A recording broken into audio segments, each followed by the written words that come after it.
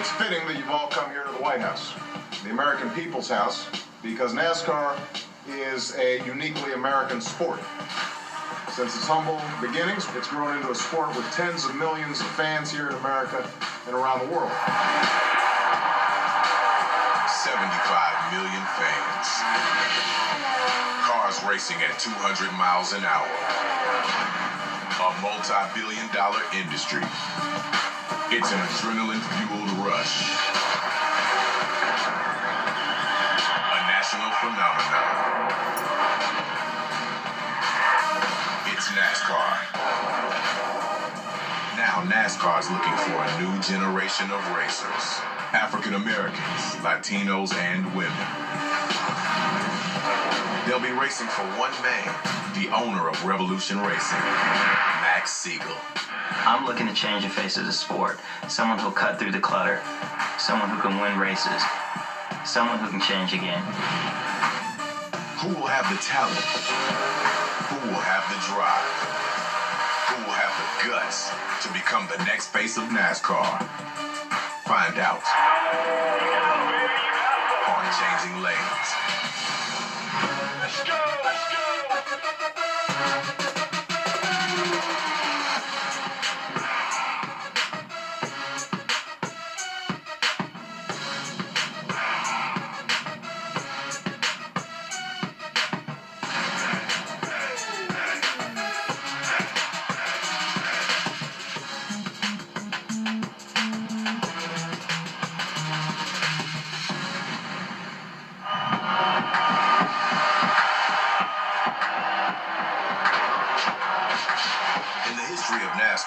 There's only been one African American driver to win a Sprint Cup race. Wendell Scott. And it happened 47 years ago. When he won the race, he wasn't even allowed in the winner's circle. I just want to be like Wendell Scott. That's what I want to be. I want to be kids' idols. When I get older, that's what I'm planning on doing. Darrell laid down the motor coach the entire day. He had an IV for hydration. He rested. We gave him absolutely all the time that we possibly could. When Darrell climbed in the car, he had a temperature that was close to 102. He was sweating, he was losing fluid, and it was hard for him to maintain his strength.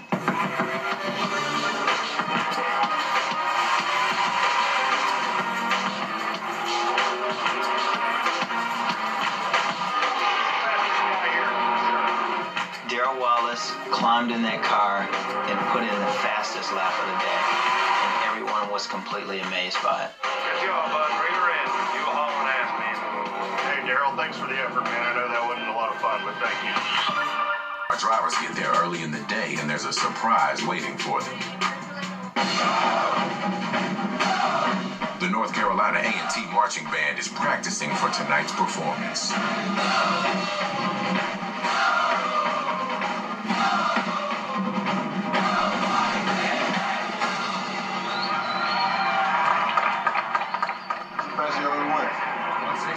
Oh, man. I feel like 120 in the truck one time. I was floating. Ever crashed? The drivers get another surprise as they walk the speedway. The incredible steep break of the track is like nothing they've ever seen before. You had to walk through the lane to it, so it's pretty funny. I kind of lost my footing like twice.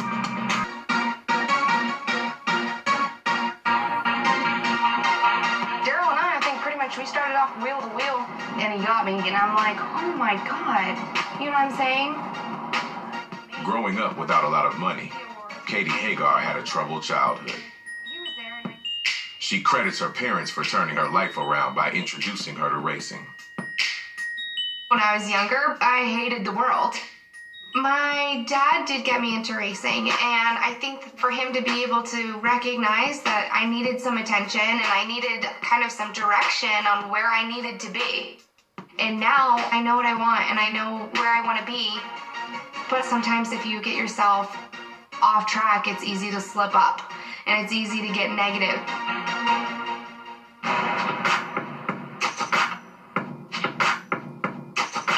Yo, listen up, driver. Members over here, all drivers. As we move up into the Camping World Series, you're gonna have to start what? Getting in the car, getting on pit road, getting into your stall, making sure that you give your pit crewman a chance to get you in and out as fast as they can.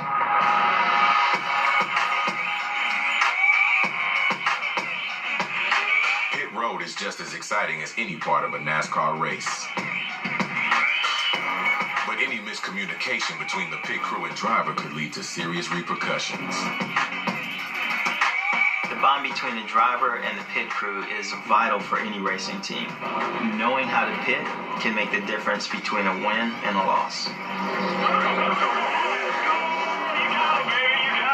So today, Phil is simulating race and pitting conditions because the final 4 drivers need to possess this skill to race for Revolution Racing.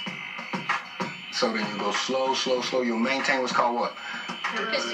Pit road speed. Today, the drivers will be practicing with actual pit crew members.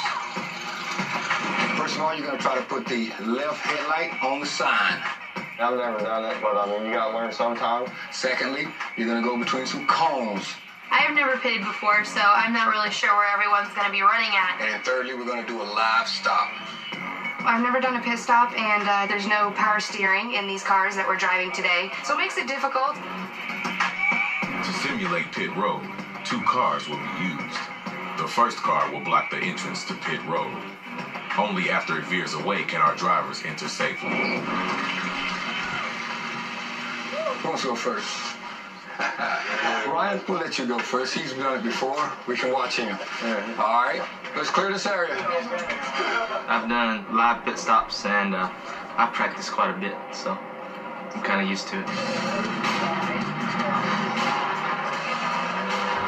It's really hard to drive these cars. You know, you really have to wrestle those cars around a lot. It's really hard to steer on.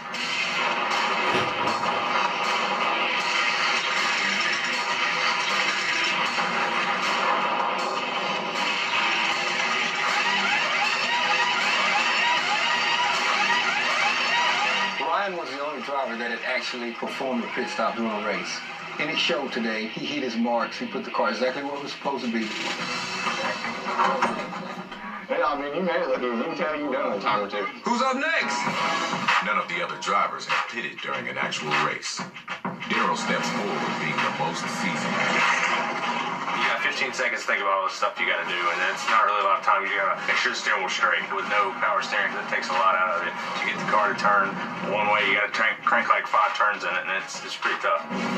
That was pushing him to be aggressive. It's your job to get in there as quick as possible once you pass the timing line.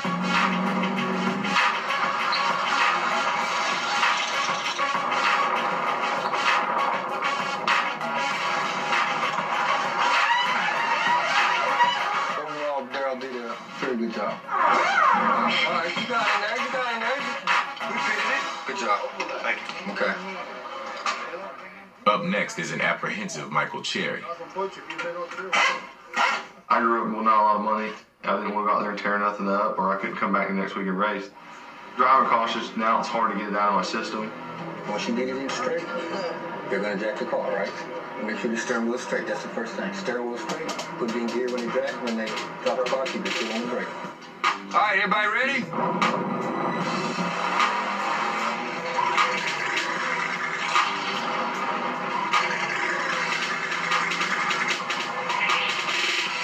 All right, hey, Mike, we're coasting in, and we're still not straight. You understand what I'm saying? Get it in there. Get it in there. Let's get aggressive with that. You worry about hitting that mark. You know, Mike is a cautious driver. You know, he has a reputation of bringing the equipment home in one piece, and he basically done that today. Who's up? I'm up. So, Coach, when you come in... Jessica is one of the least experienced and most aggressive drivers, which could be a dangerous combination when it comes to pitting. Once they drop it, then put it in the first. But don't actually go out too hard. Okay. I've never pitted before, and I'm nervous. I know that I'm not as developed as all these other drivers, and that can be intimidating. Here's some gas.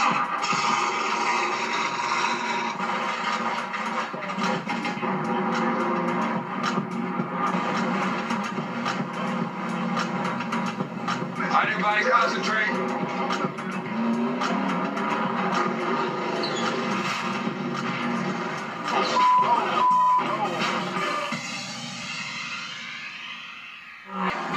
Cone drill, let's go. The drivers are practicing their pit stops at Tri-County Speedway. And Jessica Brunelli is having issues. All right, everybody concentrate.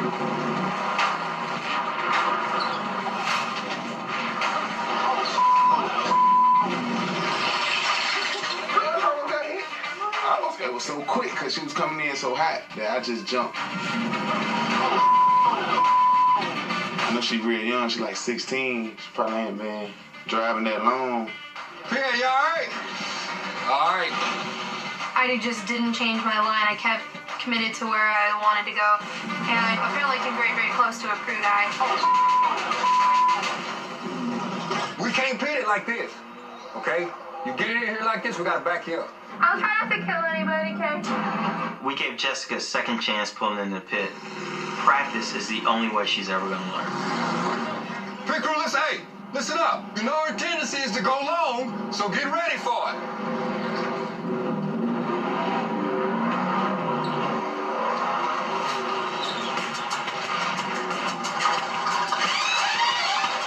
Yeah, I was scared after the first time, but after the second time, I was done. Seriously, she clipped my pants and everything. I was not aware that I came so close to the crew guys. You're focused on making sure you get a good pit. You're not really focusing too much on what's going on behind you. Bye! Jessica, you know, she could have ran somebody over today. There's no doubt about it. You know, it's easy for me to say. It's something that you're going to have to get used to. You have to do it daily, you know, just come to pit practice, and that's what we're going to do. If Jessica is going to be a competitive race car driver, she's going to have to learn how to pit. The fact that she almost hit a crew member twice worries me. But did I come in slower that time? No, have mercy.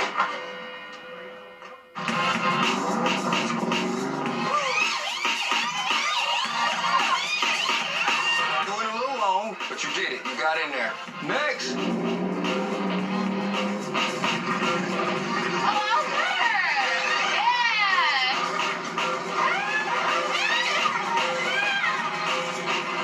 Sergio, you get out. You did good. Who's up next?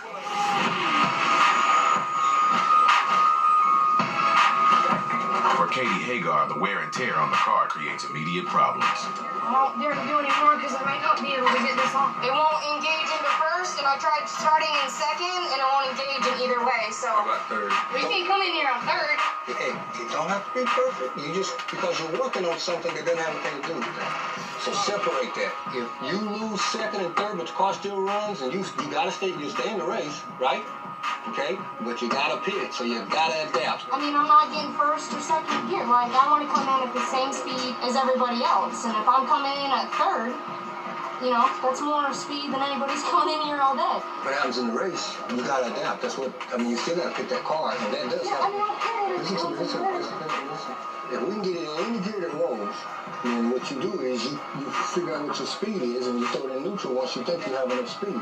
For him to keep telling me, just keep going, just start off in third. It was frustrating because I felt like I wasn't listened to. And as a female and as a race car driver, that's very important for all of us to communicate and be on the same level.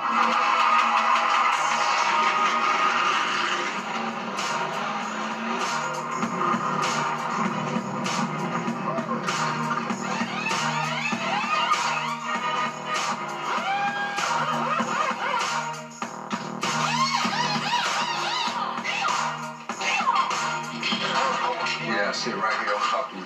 All right, listen up. Katie's car, she couldn't get it into first or second, but she could get it into third. She could stay in the race. This happens, guys. This happens. You got to show some moxie. You got to dig deep, and you got to still make it happen. Understand? Okay? So many things happen in a race. You have to be flexible on and off the track. That's what I'm looking for, that type of athlete, that type of driver. He doesn't listen to you. I was looking for her to adapt to the situation after it wasn't perfect. And she struggled with that. That's it, drivers. We'll see you in the morning.